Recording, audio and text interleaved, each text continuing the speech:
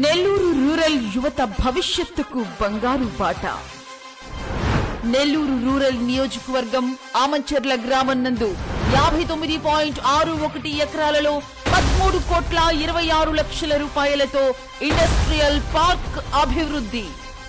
ఇందులో భాగంగా మొదటి దశలో 29.62 ఎకరాలలో 7 కోట్ల రూపాయల వ్యయంతో రోడ్లు, డ్రైన్లు మరియు విద్యుత్ పనులు పూర్తి. నిరుద్యోగ యువతకు ఉద్యోగావకాశాల కల్పనకు కోటమిరెడ్డి శ్రీధర్ రెడ్డి ప్రత్యేక దృష్టి.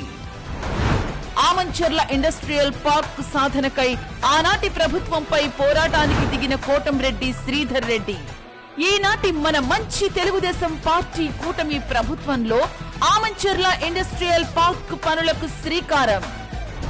అమరవీరుల త్యాగానికి గుర్తుగా ఆమంచెర్ల ఇండస్ట్రియల్ పార్క్ కు భారత్ సింధూర్ ఇండస్ట్రియల్ పార్క్ పేరుతో నామకరణం.